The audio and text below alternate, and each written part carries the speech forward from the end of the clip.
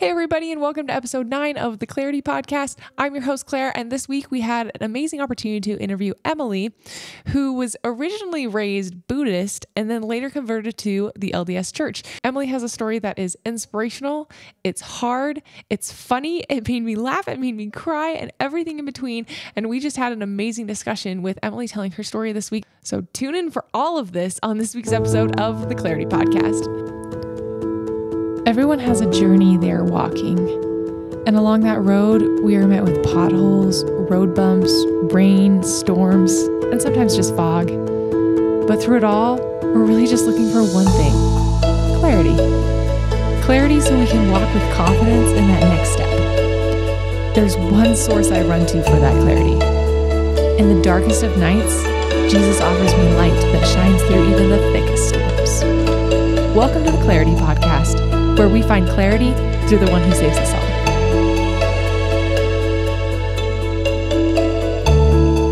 Hey everybody, and welcome to episode 9 of the Clarity Podcast. I'm your host, Claire, and this week we have a fantastic guest with us, and her name is Emily. Welcome, Emily, to the Clarity Podcast. Thanks, Claire. I'm glad to be here. Thank you so much for being on our podcast. I just want to jump right into this question and get started on sharing Emily's journey. So, Emily, go ahead and tell us your name and how old you are and where you live and a little bit about yourself. Well, you've already announced my name, so I think that's pretty obvious. I'm Emily, but I'm 54. I just turned 54 on Valentine's Day and had a brand new grandbaby as my birthday present. Oh, that's amazing. Right. I live in central Utah, and I hate the snow, but here I am because God said I had to be, so we moved to Utah. I was born in Japan and raised in the South for a little while. And then when my dad left the military, we ended up here in Utah. So I grew up in Bountiful and Layton and Centerville area. And then I am the oldest of 8. I have 7 younger brothers. Wow, that's a lot of kids. What was it like growing up with so many siblings? We fought. I fought for my life. They were all boys. I believe that. I fought for my Barbie's lives. I fought for doll lives. You name it, we fought for their lives. That is fair. So, Emily, tell me a little bit about the role that religion played in your life growing up and with your family, and kind of what that was like for you and what religion you were a part of growing up. So my mom is full Japanese, and so I grew up in Buddhism for the first 6.5, 7 years of my life. So knowing what I know today was not there. You know, going from a religion that worships a little fat boy with a belly to an actual human being or a man or a spirit, whatever people want to call him, was a total different ballgame. And I think for me, most of it was so I could fit in. Yeah. Because I was a Buddhist girl in an LDS world, and that just didn't work. Oh, wow, for sure. So what was that like growing up in Buddhism compared to that transition you made when you became LDS? We were the oddball in the neighborhood and in our group of people. We had few friends, and most of the LDS kids around us were not allowed to play with us. They weren't allowed to hang out, be around, have anything to really do with us because we weren't Mormon. We didn't have the same belief system. You know, we worshipped a little fat man with a roly-poly belly, and we held beads and rolled them in our hands and said funny words. But we lived many of the same values and morals, I guess, that Mormonism did. You know, Buddhism teaches a lot about love and respect, and not only respect for who you are, but for respect for the world. So what was your family life like being raised within Buddhism? What was your relationship like with your parents and your siblings? So my parents divorced when I was 2, and I ended up being raised in foster care. Really? My mom lost custody. So how old were you when you ended up in foster care? I was 8 the first time, 12 the second time, and, well, I guess you could say 12 permanently, and then my parents' rights were severed when I was 15. Wow.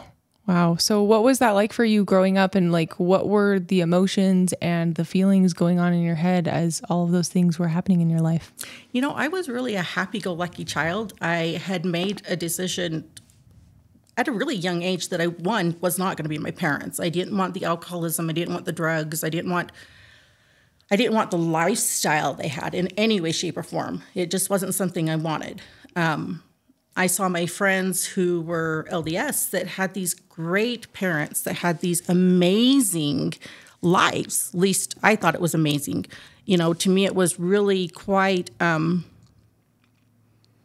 abnormal to find out that my friends' dads didn't sleep in their beds and stuff and do things that they weren't supposed to. So that was a whole new life for me to find out that, this isn't the norm, when it had been my norm for so many years. Wow. Yeah, absolutely. So at what point were you introduced to the LDS church? At 8 years old. I know this, you're going, wait a minute, this doesn't work.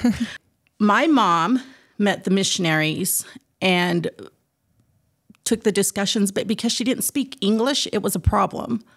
And so she got baptized, and I got baptized because I was 8 in March of 78, but as time went on, I realized that my mom just didn't know.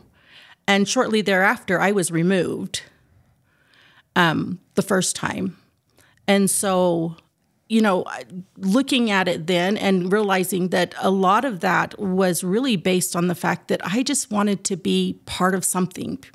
I wanted to fit in. Like I said, I was a Buddhist girl in an LDS world. That doesn't work. It's kind of like now I'm a Texan. I'm a Houston girl in a Utah world. And this Southern heart does not work here. Right. There's no beaches. So what was your understanding of Christ when you were first introduced to Jesus Christ in your life? That he was somebody I wanted to try to emulate. I guess emulate, that's the word I want. Sorry. Okay. He was somebody that when I heard the stories about his unconditional love and the way he respected people and loved people and the way he wanted to just bring joy was something I wanted in my life because it wasn't something I'd had. Right. And so it was something that I was like, okay, this is something I would really like. I would like to have that happiness, that joy. Yeah. So were you 8 years old when you were introduced to Jesus, the point where you had an understanding of who Jesus was? Were you 8 or were you older?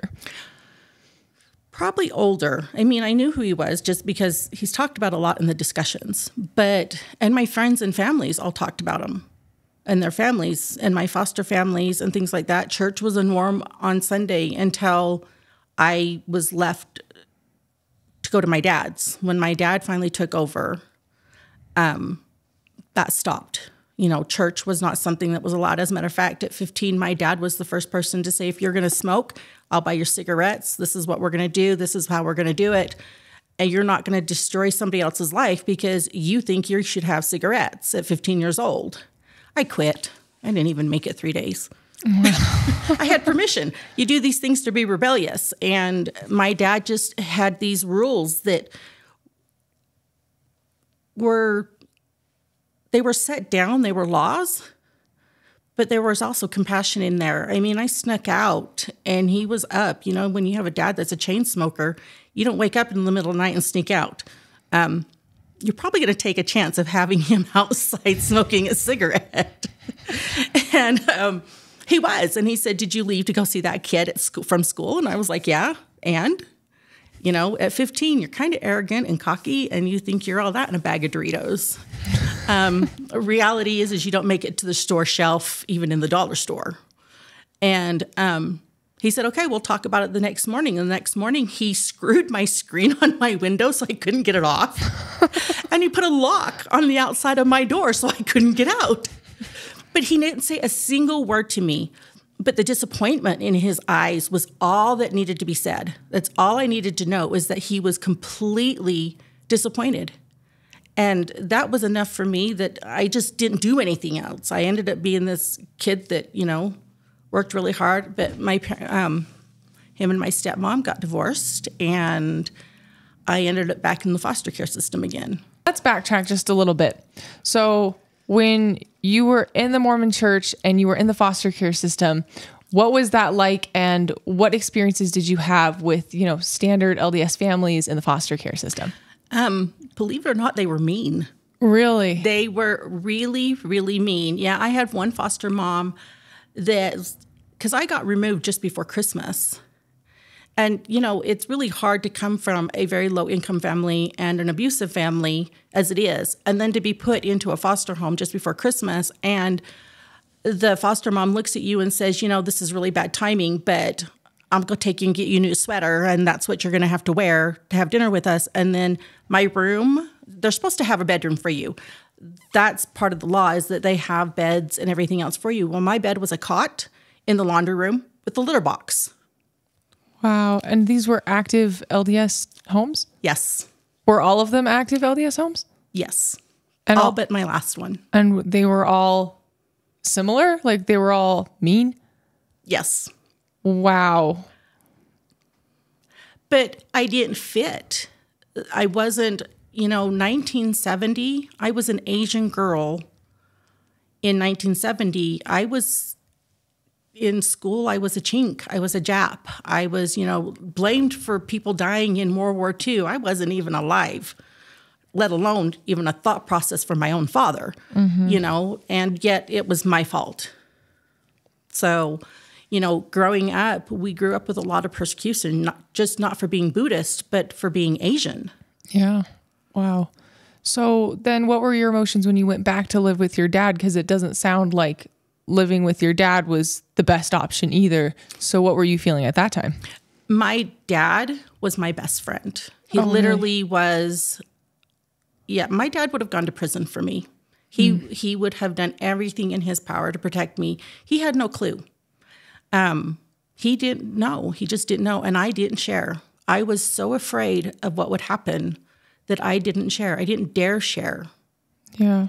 And so when my dad found out, they actually had to pull him off because he was going to kill my stepdad. Wow. So tell me about, so your dad wasn't in the Mormon church. He wasn't baptized into the Mormon church. Actually, he was. I didn't know that until he died, but really? He was. So when was your dad baptized into the Mormon church? So my dad was baptized at 8, but I had no clue. My dad drank and smoked and partied and, lived this lifestyle that was contrary to any LDS belief I knew or people I knew. And so it was very unique to all of a sudden go through and find out when my father passed away that I'm like, he was a deacon. My dad was Mormon? Wait. I didn't have a clue. I didn't know. Honestly, did not know because my family, my grandparents and all them did not live like they were LDS. I mean, I grew up on coffee and sweet tea. Yeah. Yeah. So then you were removed from your father's home back into the foster care system. I was. And how old were you when that happened? I was 15. Okay. So you're 15 years old. So what's the next part of the story? What happened after that? And were you again in active LDS homes? So my dad's sister decided that they didn't have a foster home for me. Nobody wanted a teenager. So they decided that they were going to put me in an institution. And she said, no, we love Emily, so we'll take her. I was really just a paycheck for them. I wasn't anything of value. I was told pretty much the same things I'd been told by my birth mother, that I wasn't smart. I was stupid. I wasn't pretty. I wasn't good enough. I wasn't any of this. And so that life never changed. And when I wanted to go to church and to young women's and things like that, because it was one little place I had that I felt like I belonged. Yeah. I mean, these were girls I was going to school with, even as though I was the only non-white in my high school. Right. So I stood out like a sore thumb. Right. But, it was the one place, but they made sure that there were always activities going on. I mean, we would go four-wheeling, we'd go to the dunes, we'd go camping, we'd go whatever it was, we were gone every Sunday. And so I wasn't able to go until I moved out at 18. Mm-hmm. So then what happened when you were 18? Did you remain active in the Mormon church? And what was your relationship with Jesus Christ looking like at this age where you are embarking on adulthood? So I left my home the day after graduation. I flew back east and moved to Maryland as a nanny and lived back there. And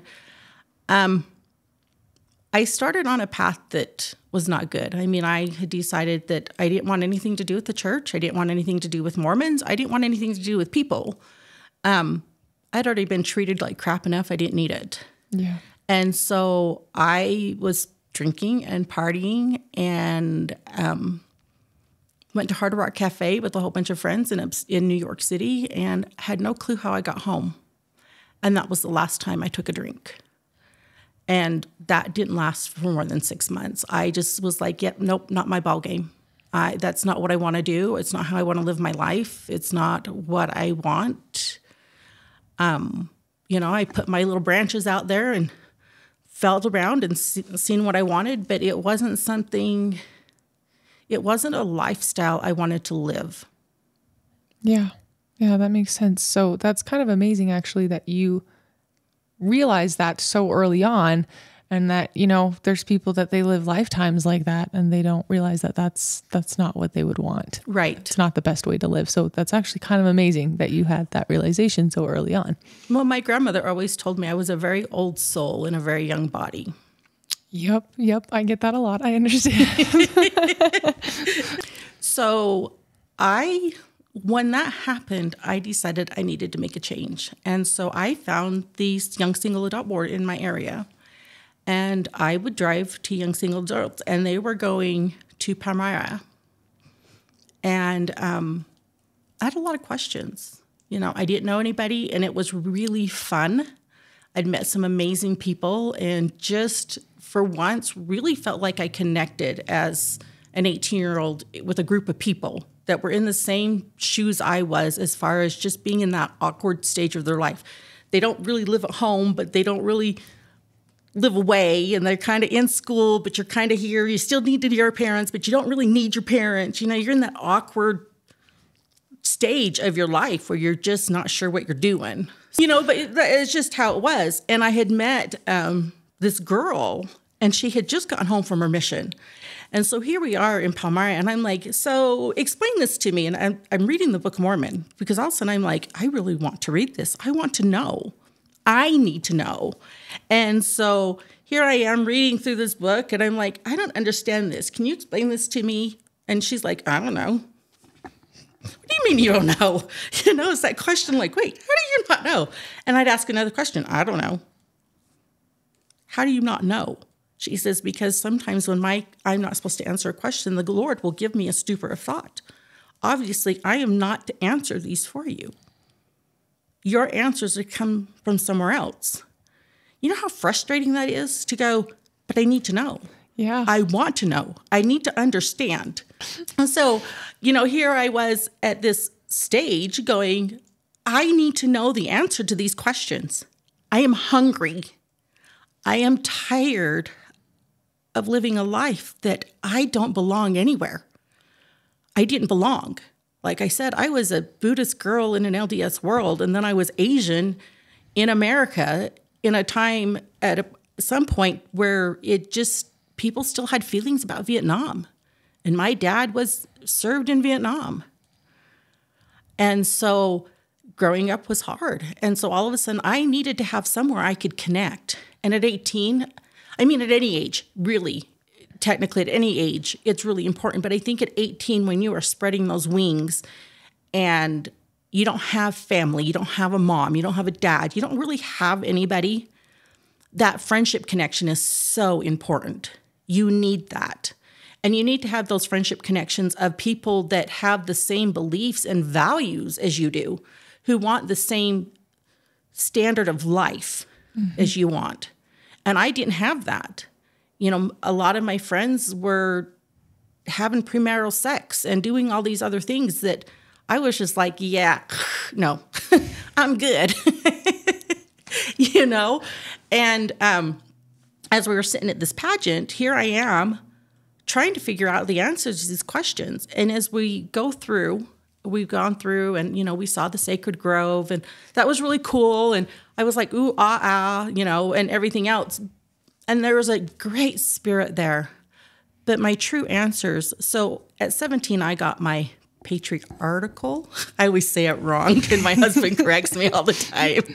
Anyways, I got my blessing. Your patriarchal blessing, okay. And in my blessing, it told me flat out I would have manifestations of the truthfulness of the gospel of Jesus Christ. Wow. So not of any church, not of any religion, but of Jesus Christ. So did you know what that meant or what that was talking about when you received that in your blessing? I had a general idea. I was actually engaged at 16. Really? I was. Wow. Okay. We skipped over that part. And he went on a mission and then came home, and we just kind of went our separate ways. Mm-hmm. At 16, you think you know everything. At 16, you know nothing. That's very true. Shoot, at 54, I still don't know very much. So what can I say? I keep asking my parents if you ever feel like you know more as you get older. And I guess the answer is no. I just know how to toe the line just a little bit better and how to hold on a little tighter. For real. You know, like I tell people, well, this isn't my first rodeo and it's definitely not going to be my last. Yep, I feel that. Okay, so let's loop back around. So you were engaged at 16. He went on his mission, and then you guys went your separate ways. So when you were about 18, 19, you guys I was 19. When you were 19, you guys went your separate ways. We did. He decided I wasn't good enough. I wasn't pure enough. I wasn't perfect enough. He didn't want somebody who came from a family past like I had. Okay. And was he an active member of the LDS Church? Oh, very much so. Okay. Still is today. Okay. And he's been married and divorced and everything else. And turns out life isn't so perfect, even if you're a Mormon, right? Right. Well, then, I have to laugh about it because, his parents are who really encouraged the fact that he married this other lady and stay away from me. And then years later, he's like, that was a mistake. I should have married you. And I'm like, sorry, it's too bad, so sad. I married Michael, and I am as happy as a clam. Mm-hmm. He's the cheese to my crackers. And there's a story kind of behind that because our son is adopted, and he's black. And so he teases his dad all the time and calls him a Twinkie and a cracker. And we're the Oreo family and a panda family because two of us are brown and my husband is white. And so if you're offended by racism, sorry. We are not, because we are a multi-race family. Right. But, and so I always tell him, you're the cheese to my crackers. Because in Asians consider yellow skin, and cheese is yellow. So how old were you when you met your husband? I was 20. I met my husband, believe it or not, on my 20th birthday. On Valentine's Day, we were ice skating. Aww. And I was on another date. Oh. I take back my awe. Well, no, there's still an awe in there. Okay. And I was on another date. I mean, I was just dating a friend. Right. But he had separate goals. Couldn't have children. I had already known this for a long time that I wasn't going to be able to have children because of all the abuse. And he was like, well, I'll never love adopted children. So he was already not even a candidate for marriage because if I wanted to have a family, mine were going to have to be bought. Right. That's all there was to it. My son will tell you I bought him off the black market because he's black. My child of mine. Okay. So just like I said, if you're offended by racism, please don't be, because we're not being racist. We're just laying it out how it is in our world. Just being the family we are. We are. So what part did the Mormon Church play in your life as you were, newlywed, getting married, starting to have a family? I guess we should back up to Palmyra. Okay, just a little bit. Yes. So sorry, I told you I was going to go squirrel. You're fine. And so when I was in Palmyra, all my questions were being answered in this pageant. And the girl sitting next to me, I swear, by the time I was done, I had the bruise the size of New York. Because she kept going, there's your answer, there's your answer, there's your answer. And I was like, ow. But everything had been answered for me.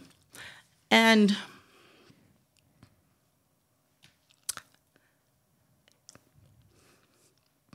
when I say the Lord said I would have manifestations, I wasn't kidding. Because my eyes were opened and I got to see him on the cross. And I knew beyond a shadow of a doubt at that very moment that that's who I was to follow.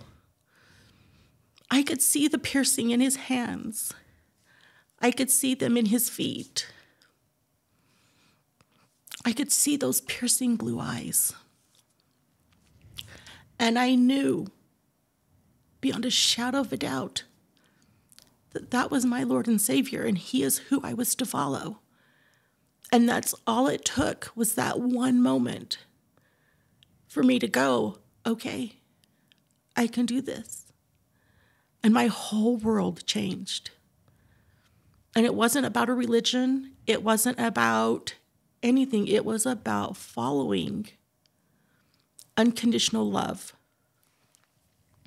It was about following the peace that I felt in my heart at that moment. It was about following that person that said, I love you regardless of everything you've been through. It was about knowing that at that moment, while I still had my cross to bear, he was carrying it with me.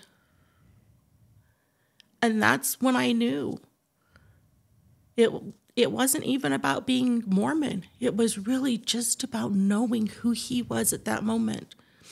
And that is not a story I share lightly. It is a very personal thing, but it is such a... I was 18, I'm 54, and I still cry because it touches my heart so deeply. That's amazing. That is the experience that I hope that all of us can have with Jesus Christ, so that we can have that personal relationship with him. That's amazing. That personal relationship is so needed. So needed. And I have been very fortunate that there have been many things in my life where he has done things that make me go, wow. I don't know why you do that for me, because I'm obviously not the brightest bulb in the package. As a matter of fact, I'm probably the one that needs to be replaced multiple times, you know. But it was just, I just knew. I knew at that moment, there was no doubt that's who I was supposed to follow. That's wonderful. So tell me about your journey after that experience. So what did you do with that experience? How has it impacted your life for all these years and all that time? It made me see things in a different way. I met my husband. We got married. We had, did the temple marriage and did all these things. Now, knowing what I know now, I would have done things a little differently. But my dad's heart was broken because he couldn't walk his only little girl down the aisle. And that's something he really wanted to do, was give me away. Mm-hmm. But I was determined that I was to be married in the temple, and I was to do this, and I was to do that, and this is how I was going to live my life. If I would have known that the persecution that I was going to get still plagued me even as an adult, especially within the LDS church, it probably would have changed my thought process. I would have followed Christ. That's never going to change. Mm-hmm. But as far as a religion went, mm-hmm. that would have changed. Yeah, of course. So can you tell us a little bit more about the persecution you're talking about? So I actually got told that I couldn't be part of a group of women because I didn't use processed foods. I cooked everything from scratch. What? I'm sorry, I have no better response for that. Right? I was like, oh, okay. And my callings, my Relief Society president left this note on what a bad and evil person I was because I wanted to go to my cousin's funeral. My cousin was 9 and he choked to death. So, I wanted to go to my cousin's funeral. And I felt like that I should be able to. At the time, I was in charge of making sure that the stakes had people called for missionary meals. And I worked a lot with the mission president and the missionaries. And so I had sent a message. I had gotten, called my Relief Society president and said, this is my situation. I'm going to be out of town. Do you mind making sure this ward, and this ward have meals? And she's like, yeah, not a problem. I understand. And then 2 days later, I get this nasty note on my door about how bad I am and how I'm not following through on my calling and that I'm not doing what the Lord expects out of me. Last I checked, the Lord wanted me to take care of my family first. That's my first priority besides him. He's the top, and then my family, and then my religion. And that's not what was happening. And then actually, my son was being persecuted by our bishop and was told because he was Black, he could not date the girls in the ward, and that he should not have the priesthood because he was Black, and that Black people still shouldn't have it. We've had all these things happen, and then we had my favorite. This is the funniest story. So the bishop pulls me in and I'm like, we're talking about getting a temple recommend. And he says, well, you really need to change. How do I need to change? You need to change and be a better Christian. Can you explain that to me? Can anybody explain what a better Christian is? Because last I checked, none of us were perfect. Definitely got blue blood running through my veins. Okay, red when it hits oxygen, but it is blue. And, so he's like, well, if you're not going to do what I tell you to do and you're not going to change the way I tell you to change, then you are not getting a temple recommend. I was like, that's okay. And he says, and you're following Satan's plan. So what kind of changes was he asking you to make? Oh, I needed to be to church every single Sunday. I have a chronic disease. You and I have talked in the past, and I have a chronic disease, and some days are great, and I can get out of bed, and life is wonderful. And there are days where getting in the shower makes me scream because it hurts too bad. Yep, I relate. And so on top of all that, I was dealing with some mental health issues. I'm still dealing with mental health issues. I'm crazy, and I tell people I'm just a crazy chicken. Sometimes I like to pretend I'm a carrot and bury myself. And but so he just wanted me to be this person that I was like, whoa, wait a minute, you want me to be what? You want me to do what? Wait, I cook at home, I'm married, I do all these things, my husband's on the road, I'm faithful, I get my kid to where I need to get him the best that I can. Going 12 miles sometimes in Texas took us 45 minutes. You don't always make it to every appointment on time because traffic is, miserable. You think it's bad here, go to Houston.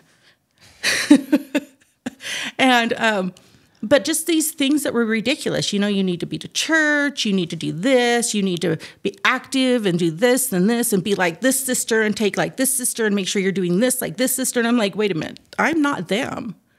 God made me the way I am. If you don't like this, too bad, so sad, because I can't change it in for a new model. But it's just how it is. There's not by the way, I'm not robots.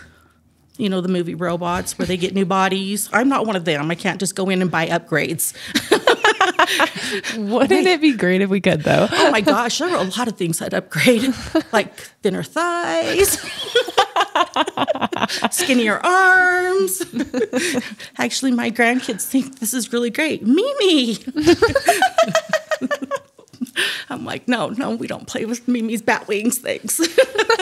But, if I could change those things, I would, but I can't. I do the best I can, but the reality is God made me the way he is. And if you don't like it, too bad, so sad. So he literally told me that I was on Satan's plan. And I said, no. God's plan is that I have my free agency and can choose to do what I want. I can live my life the way I plan to live my life at the best ability that I can. And if I don't, oh, guess what? Darn the luck, I get to pay the consequences for it. Just like my kids. You do something stupid, you get to pay the consequence for your actions. The same thing here on earth. I do something stupid, I pay the consequences. That's part of having free agency. And he was like, no, that's Satan's plan. Right? I like the eyes of confusion because I was doing the same thing. I was like, huh? I'm so confused, but okay. So your bishop told you that the plan of having free agency is Satan's plan. Yep. That's the opposite of what it says in scripture. Yes, 100%. What, did you have a response for him? Like, did you say something? I was like, oh, good to know. And I just got up and walked out. I was livid. I was livid. I was mad because how dare you say I'm on Satan's plan? Yeah. When I am living the life, the best of my ability. You know, I am doing the best I can do. So they suck the missionaries on me too. Oh. And so my husband comes home from church one day and I had been really sick. I had been running a fever. I had been barking like a dog. I was really, I had bronchitis. So I was really sick. And he goes, by the way, just so you know, the missionaries are going to come over because they want to see how your testimony is. I was like, what? And he's like, they want to check your testimony. I'm like, did they really do rabbit ears? And he goes, yeah, they wanted to know if you have a strong testimony. What did they even mean by that? I'm like, what's this? What have we got, rabbits hopping around? I'm so confused. You know what I mean? And he goes, just so you know, they're going to come over. Well, the sister missionaries call and they're like, Sister McCain. And I'm like, yeah. And they're like, we'd like to come see you. And then they get to my house. Talk about getting caught in a lie. They're like, oh, we didn't mean to call you. We meant to call Sister McLean. We were a McCain and there was a McLean in our ward. And so often we ended up confused. But I was like, no, you knew who you were calling. You called me by Sister McCain in the beginning. Thank you very much. You knew who I was. Thanks. Nice try. And so I'm like, have a seat. Sit down. Let's chit chat. I'm good. And so they're like, so, you know, we just came to see how you're doing. I said, look, you guys forget. My husband is in the, works with the ward missionaries. And you happen to be our ward missionaries. He knows what the plan is. He came home and told me. So, oh, no, that's not what. And I said, you know what? Lying is not becoming of the God's anointed. I mean, I think I should have just got a crank and started pulling up jaws because they were like, and I said, it's not becoming. Don't lie to me. Don't do it. I said, because there's the door. Don't let it hit you in the butt on the way out. Because I don't do liars. Right. I don't tolerate that in any way, shape, or form, especially from those who claim to be there for God. Mm-hmm. Yeah. If you say you are serving and worshiping my Father in heaven, then you better darn well be doing so. Yeah. And not saying that's what you're doing, but on the other side, you're doing this, stabbing somebody in the back. Right. I don't play that game. I'm not, this means two-faced in Japanese. We don't play that game. And so and I said, look, let me tell you something. I have had plenty in my life to tell you that I know beyond a shadow of a doubt who my Father in heaven is. I don't need you to come and check on me. I'm good. I'm good with him. I have a personal connection. I talk to him all the time. Well, Sister McCain, do you pray? No. You don't pray? No. You should pray daily. I said, why should I have to be on my knees with my arms folded, my head bowed, if I'm speaking to my older brother? If he is my elder brother, he is my father. He should be my best friend. I should have a personal relationship with him. Then why do I need to be formal? Well, I got your answer, thanks. You don't. I talk to him all the time. I always teased, even as a young girl, there are two places the Lord is not invited. One is the bathroom, because I like going potty by myself, and in the shower, because I like to shower by myself. Unless you got children, and then that never happens. But, the reality of it is, where I talk to him the most? On the potty and in the shower. Yep. My greatest conversations, my most heartfelt moments are in the shower, because I know nobody is going to bother me. Yep. My phone's not going to ring because it's not in the bathroom with me.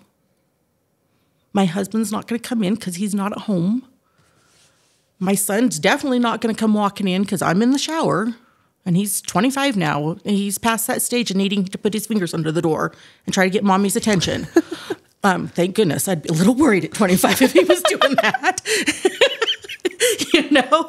So, but the reality is, it's the place where I can have a connection. And I always laugh and say, I keep telling you, you're not allowed in here, but I sure invite you in an awful lot. Good thing you know me in my birthday suit, because we'd be in really big trouble, because that's where I'm standing. And it just is the way it is.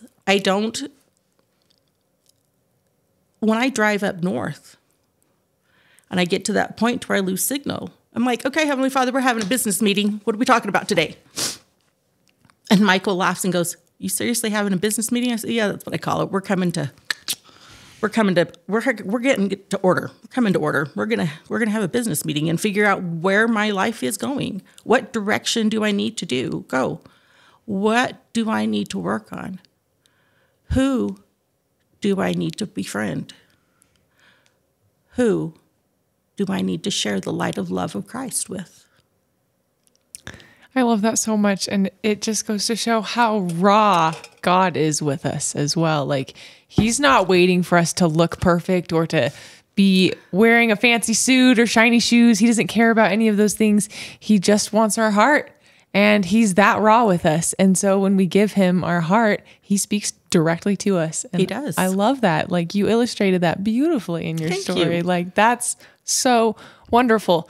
So all these things are happening with all the persecution you're facing in the church. So at what point did you come to this conclusion that maybe going to church, or maybe the church is off? Like, when did you start coming to these conclusions where you just realized? At 18. Okay, 18. So explain that journey to us. When I had this happen, it was one of those moments where it was like the heavens opened, the angel saying, type moments, that aha moment, literally. And it was like, oh, it's not about a church. It's not about a building. It's not about being properly dressed, having the right makeup, wearing the right shoes, making sure you wear nylons, not having your ears pierced, or your nose pierced, your lip pierced, or anything else you think you should have pierced. It wasn't about any of that. It really wasn't. It was that moment. And then when I got married in the temple, I was so confused. And I look, we come out and I'm leaning over to Mike and going, I understood none of that. He's like, well, you understood the I do part. And I'm like, oh yeah, that part I understood, the yes. You're like, I get we're married. I got it. That part I got. I understood that part. I'm good on that one. But the rest of it, I didn't understand. Mm-hmm. And granted, I was 20. Right. I was still very illiterate. I learned how to read off Harry Potter. Does that tell you anything? I mean, come on. I had a hard time reading. Harry Potter was really how I learned to read well. Mm-hmm. I spoke very broken English. My husband used to laugh and tease me. For the longest time, I couldn't say the word carrot. I called it kettits. We're going to go get kettits. Because my mom called them kettits. And fly lice instead of fried rice. We're going to have fly lice. So if you do not want to eat fried lice. That's kind of gross. It's fried rice. If you're good to know. If you're in Asia, they might call it fried lice. It's fried rice, just so you know. Okay, good to know. I'll remember that one. But, there were just all these things. And so that was another part of it is that, oh, Sister McCain, oh, never mind. We don't want you to read because you can't pronounce these words. Or, you know what? Sister McCain, do you think you could sit back here with the kids? Because you're so good with them and you'll keep them quiet. I have this thing for kids. I'm like a mama duck, and all of a sudden, before you know it, I got 14 following me, with a lot of squirrels in there somewhere too. My ducks are definitely not in a row. They're scattered all over the world at this current moment. And so, it just how it always was. I was never... I couldn't have kids. And so they do all these Relief Society activities on hair making, doing hair, or on bows, or making little bow ties for boys. And I could never be included. Because the hardest thing for me is not to be a mom. Growing up, my favorite little song that I heard all the time was, when I grow up, I want to be a mother and have a family. 1 little, 2 little, 3 little babies of my own. And I would sing that song all the time. That's what I wanted to do. I wanted to be a mom. Not my mom. All right. I wanted to be an exceptional mom. I wanted to show my kids unconditional love. I wanted my children to be able to make choices and decisions based off the knowledge they were given from me on who they wanted to follow. We never pushed. Yes, our children had to go to church with us, but we never pushed it at a certain age. When our kids got to be old enough to understand, it was like, we're headed to church. You're coming, correct? No, I don't feel like coming. Okay. You realize this is your decision and there's a consequence. Okay, Mom, I understand. Okay. This is what I expect done before I get home. If you're not coming with me, then these are the things I need you to do. And if you don't, then there'll be a bigger consequence. I was very much a military brat, and I'm a military wife. And so I run a very tight ship, and my kids knew it. But I didn't want my children to feel like that they were pushed in something they didn't want. They needed to find their testimony and their knowing on their own, and not because I said they had to. I think too many people today tell their children, well, you have to go to church. You have to go to Young Women's. You have to do this. You have to do that. And you have to live this way. If you don't, you're a bad human being. Well, where does it say in the scriptures that you have to go to church? Where does it say in the scriptures that you have to go to Young Women's? Where does it say in the scriptures you have to go to Young Men's? Yeah. In fact, there are some places in scripture where it says it is better that you are cast out of your synagogues to learn to worship God every day of the week. Correct. Right? Right. And, you know, our son, our youngest, my baby, my little black baby, he's made some choices and decisions in his life that's made his life a little hard. And that's on his own. But you know, it's like I told him, I can't carry your burdens. You have to carry them on your own. And if you want help, then you have to take it to the Lord. And he's like, Mom, I think I want to study Buddhism. I said, I would love you to study Buddhism, as long as you keep Christ the center and not Buddha. I said, I'm okay with you studying Buddhism, but you've got to keep Christ your center. I said, Austin, you have to have a center. I said, we have a compass in our life, and we are the arrow, and we choose what direction we want to go, and we choose how we want to live our lives, and we choose how we want to have that moral compass be. And if we choose to let this compass swirl and twirl and be crazy, then our lives are going to swirl and twirl and be crazy, and we're not going to find the happiness we want because we've decided to lose our moral compass. Mm-hmm. So do you actively attend church? I do not anymore. So what were your reasons for deciding to stop actively attending church? Well, persecution. I think that's kind of obvious. Yes, I totally understand. Everybody always says to me, you can't leave the church because of church hurt, Claire. You can't do it. Why not? Like, what are we, the mafia? Like, that's like saying you want to hang out with your rapist after they raped you. Like, why can't you leave the church because of church hurt? I realize you just took my values and, you know, my self-worth away, but can we hang out and be best friends? Yeah, sure, like, not a problem. Like, it doesn't make sense. So, you know what? If you left the church because of church hurt, I don't see God looking down on us for that. No, well, you know, my husband and I were talking about this today, and he says, what are you going to talk about? And he said, whatever comes to my heart. Mm-hmm. He says, well, have you answered your questions? And I said, no. I said, because I don't know what God's going to want me to say. I love that. I don't know what the Lord's going to tell me to say. I don't know what my heart's going to say. Yeah. You know, I may say, oh, well, you know, that's not something I can share today. Mm-hmm. And it may be something that pours out of my heart, and I just word vomit all over the place. I tend to do that a lot. But I think the biggest one was the final draw was, I guess we've been gone for just over a year now, was when I got told what a bad person I was because I refused to follow the church's message on tithing. Really? Will you delve into that story a little bit for us? So my husband, bless his little heart, and just so you know, in the South, when you say, oh, bless your heart, and you say it kind of like that, it's not a good thing. Just so you know that, it's not a good thing. It's bad. Okay. And so, you know, he calls and says, oh, by the way, so-and-so's going to call you. You need to go do the declaration. I think that's what they call it now. Tithing settlement. I have a little head. This keeps falling off my head. And anyways, so I was like, thanks. Appreciate you. Not. Yeah, you and I are going to have a good conversation when you get home. Sending me out to the wolves. That's not fair. And he did too. So we get in there and the bishop's like, so, Sister McCain, let's see how much of your life I can control. So I get in there and I am prepared. You know, I'm ready. I'm like, yo, I'm going to punch this. I've got it. I know how we're going to handle this. So, Sister McCain, how you doing today? I'm great. Thanks for asking. How you doing? I'm good. The Lord loves everybody. Well, that was kind of a no-brainer. But okay, thanks. Glad to know that.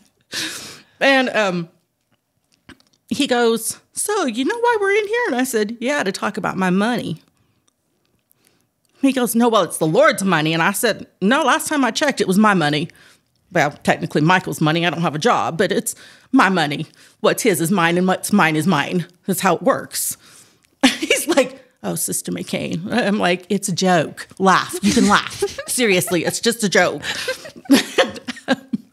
You know, so I'm like, no, I know we're here to talk about my money. And he says, well, we're here to talk about tithing. And I said, that's still my money. I said, I know why you want to talk to me. I know what you think I should do.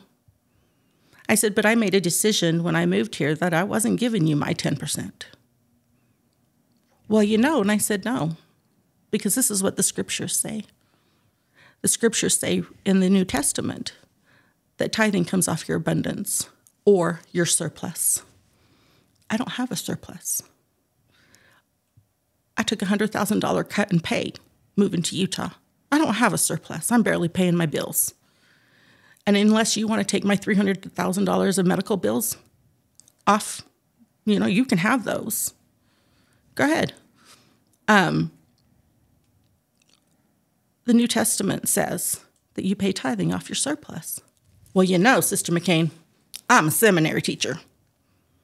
Then you should know what the scriptures say. Well, let's get the No.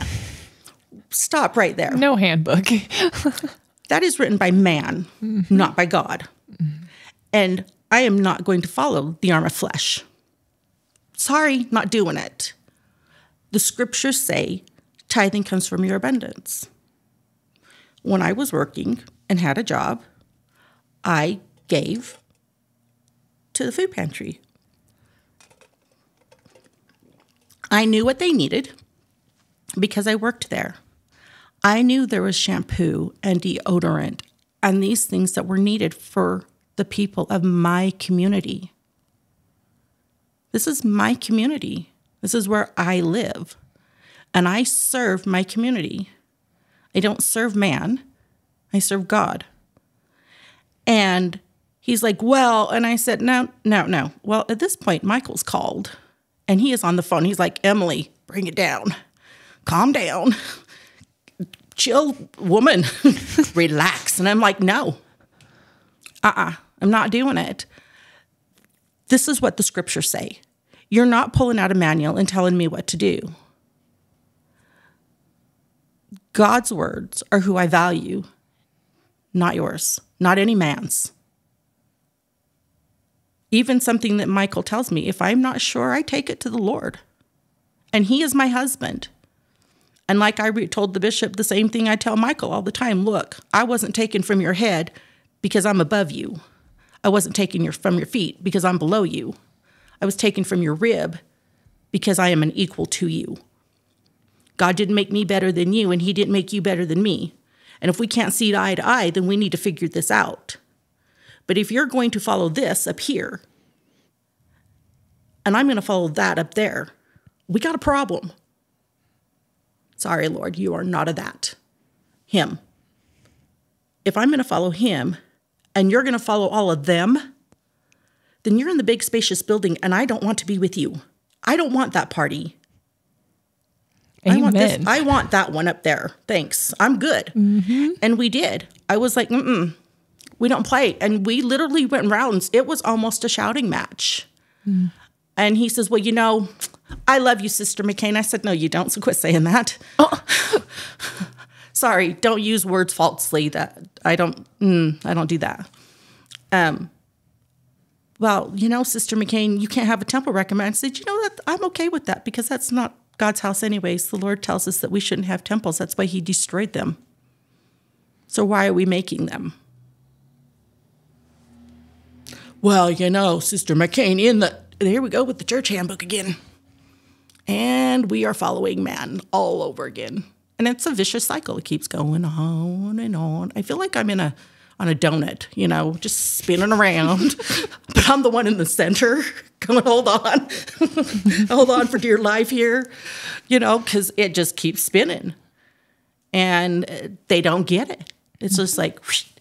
And that was really the last straw. I was done. I was like, I'm not playing this game anymore. I am tired of being told, well, you're not following the church handbook. And your point is, well, you're not living to this value. What value? My value, your value, or God's value? Because his value is all that matters to me. He's all that matters to me. My children, all of them, I love them with every ounce of my soul. My spouse, my cheese and crackers, my soulmate, my best friend. He is my second. But that's my numero uno. That's my mi amor. That's my love. That's who is important to me. And he has to be, because I have fought too many battles since the day I was born. I was told I wasn't good enough to be a member of the church because my mother was a geisha and I am a product of a prostitute. God don't care. He took the lady who everybody was going to cast a stone because she was an adulteress. And he said, you without sin cast the first stone. Well, the reality of it is, he could have casted the first stone. He was without sin. I just was so tired of being told how I just wasn't good enough. I wasn't good enough at this calling, or I wasn't good enough as a parent. I wasn't good enough as this. I wasn't good enough at that. My mom, I was amazed how many people go, so tell me about your family. Oh, I don't talk about my family because people don't like it when I talk about my family. Oh, we're not like that. Tell us about your family. What was your mom like? My mom was a geisha. Oh. She was, yes, a prostitute. That's what they are. They're also assassins. For all I know, my mom could have somebody's blood on her hands.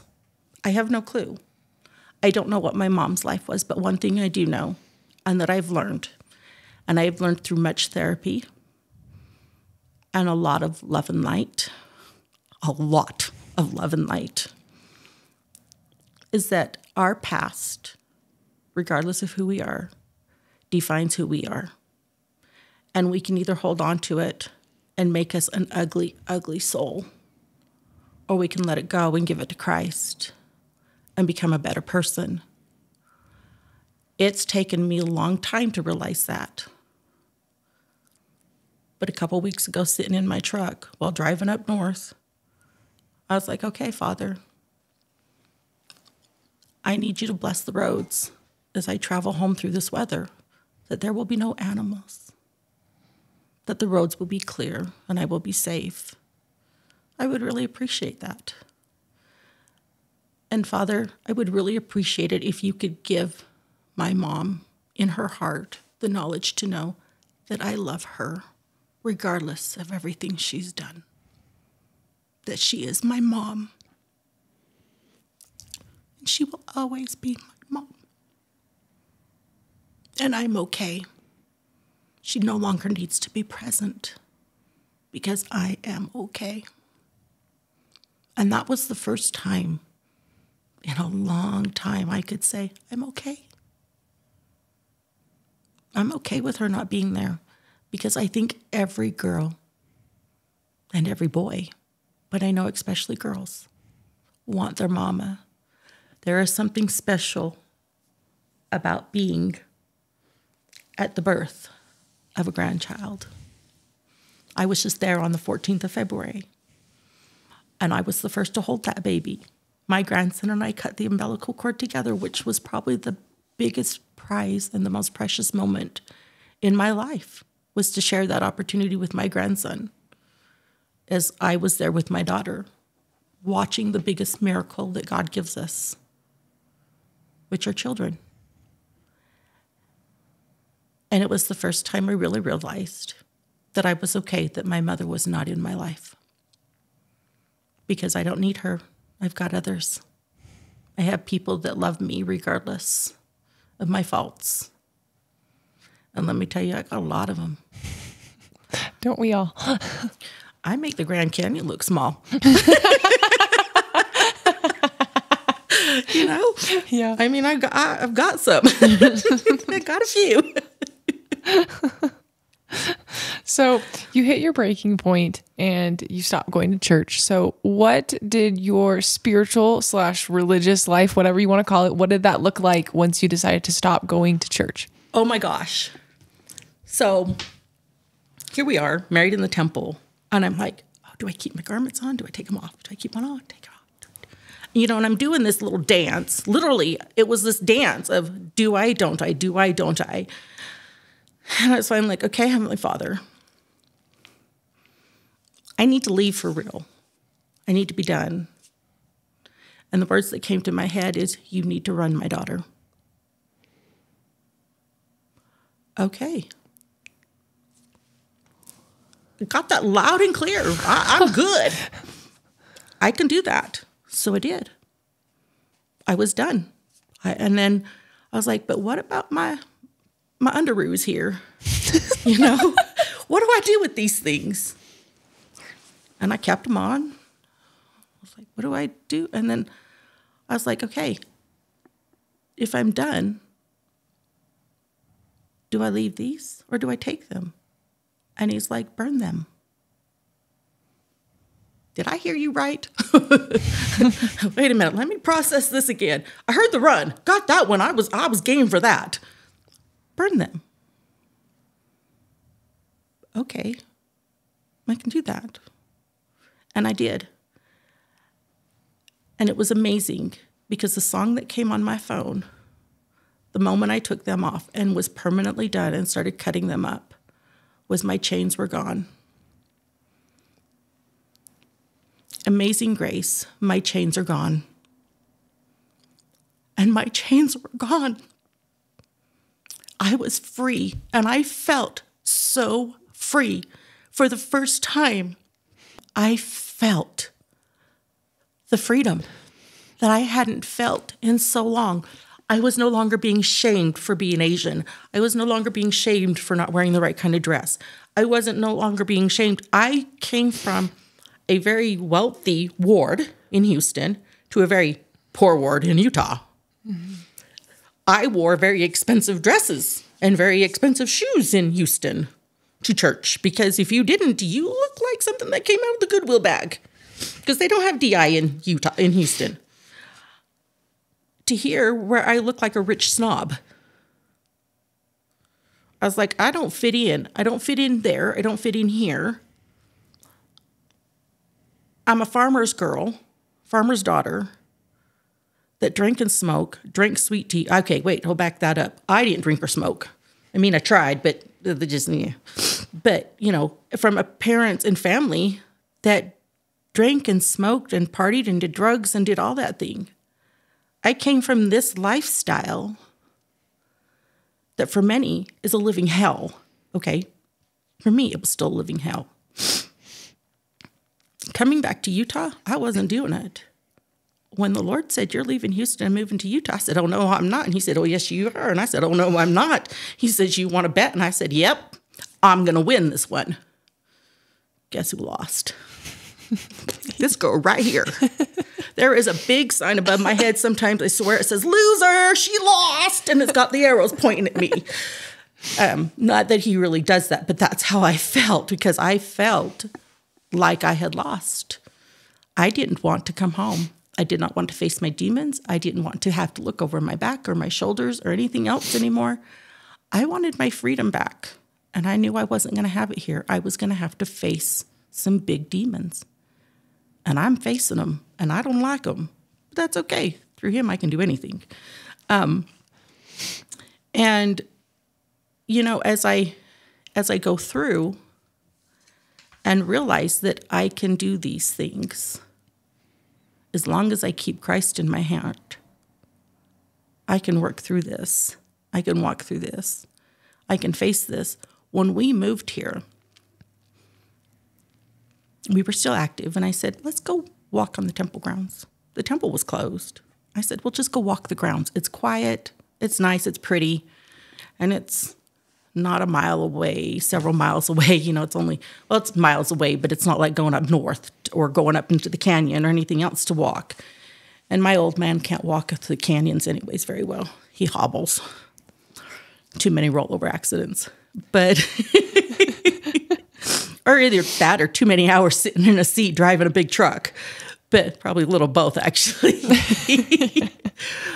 But when we got there, we're talking, and he's like, do you feel like this is right? And I said, I hope so, because I just gave up everything.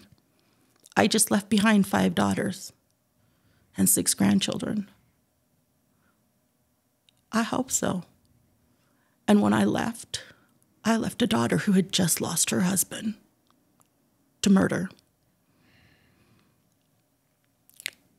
And I knew she was struggling. And I knew she needed her mama. And her mama needed her. And when we got here and we went and just walked the grounds, it wasn't anything about the temple. It wasn't anything about that. It was just being on the grounds, just walking somewhere. And we had just moved here, and both in unison, which is very odd, just so you know that. In unison at the same time, we got, good job, my good and faithful servant. And my husband looks at me, and I looked at him. He says, did you hear that? And I said, I sure did. Dang it. It means I'm permanent. Can't go back to Texas. I want to go home. And that's what I've said. I've said that since the day we moved back. I'm going back. Come hell or high water, I'm going back. I'm not going back. My kids are going to have to come here.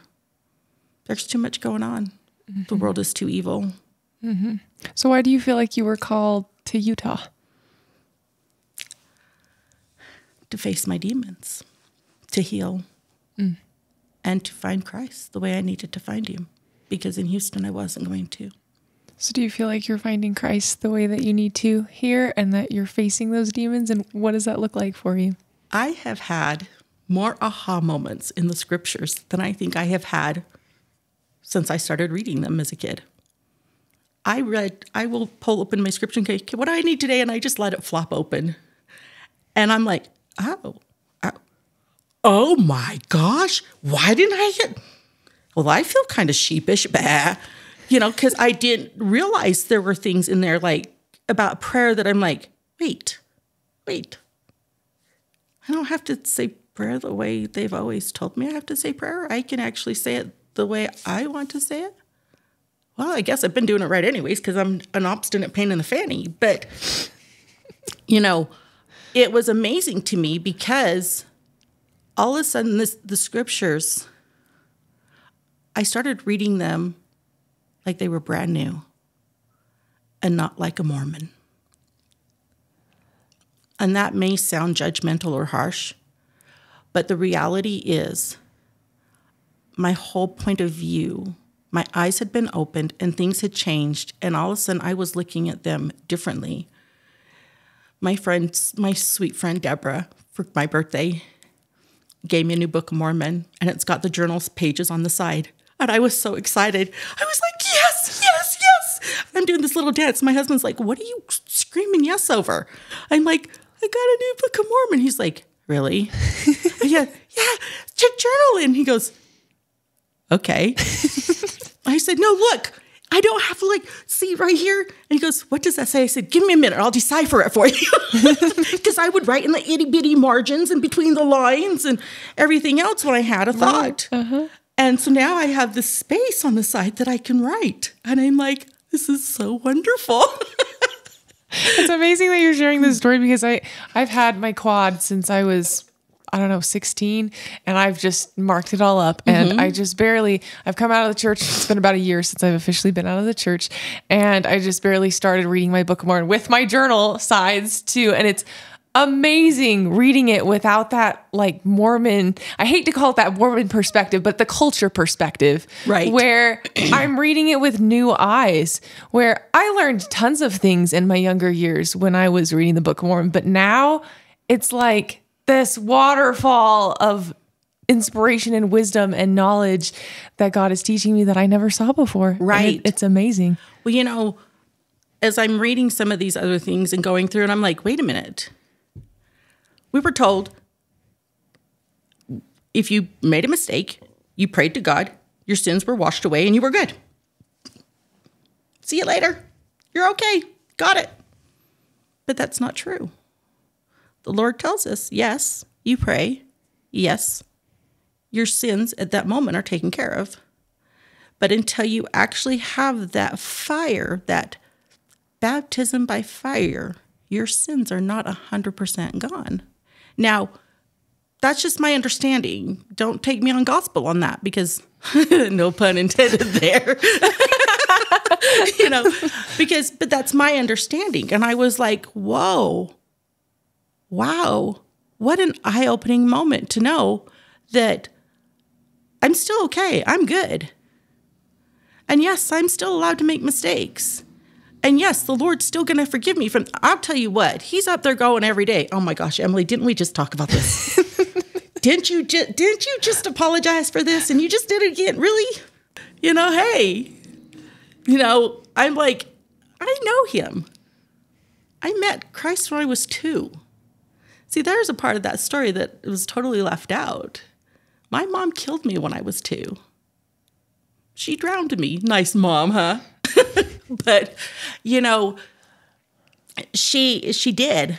And I had found this picture. And I think I showed you the picture. Yeah, I've seen the picture. And I found this picture. And I just stood there and sobbed. And I swear, I know for a fact this lady in Costco thought I had lost my marbles because she stood there just looking at me like I was cray-cray.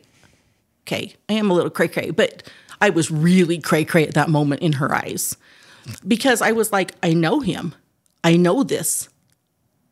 I could feel that connection. I could feel it. And everybody who sees that picture that doesn't even know that story, the first words are, that's you. As like a 2-year-old. So yeah, you're like the 10th person that's told me that. I'm starting to understand that's me. And the more I look at it, the more I know that painter, whoever he was, saw something. What's more amazing is if you look at that picture, Christ's feet are floating.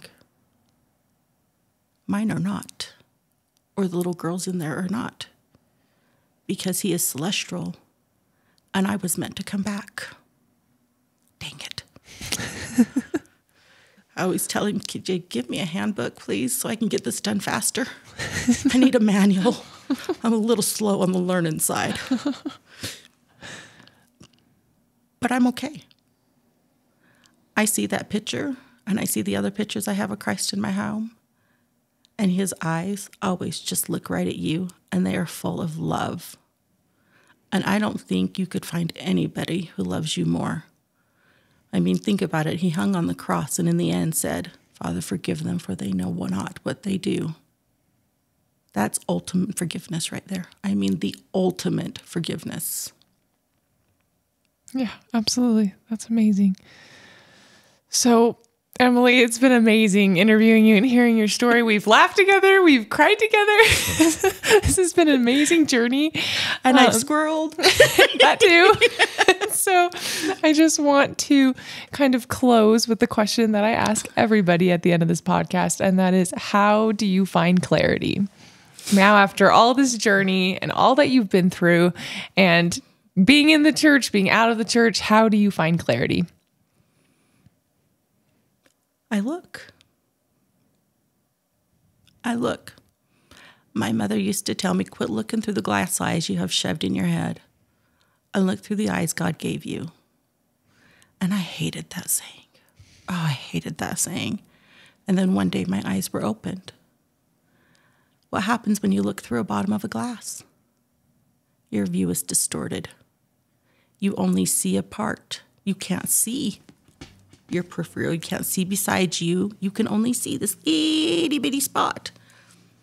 When you open your eyes and you look, you find clarity. Absolutely. I love that. Open your eyes and look, and you'll find clarity. Thank you so much, Emily, for coming on the Clarity Podcast. It has been a pleasure and a joy. And I am just so grateful for you and your testimony and your relationship with Christ. I think you have great courage and great faith, and you've encouraged me tonight. So thank you. Thank you. I love it. Thank you, everybody, for joining us on this week's episode of the Clarity Podcast. If you're interested in coming onto the Clarity Podcast and sharing your story of how you came out of the Mormon Church to further follow Jesus Christ, please feel free to reach out to me on clarity.podcast@gmail.com, or you can DM me at Forged in His Fire on Facebook and Instagram, or you can find me at forgedinhisfire.com. If you're interested in sharing your story of how you've come closer to Christ through coming out of mainstream religion, feel free to reach out to me, and we would love to hear your story. Thanks, guys, and thank you for joining us on this week's episode of the Clarity Podcast.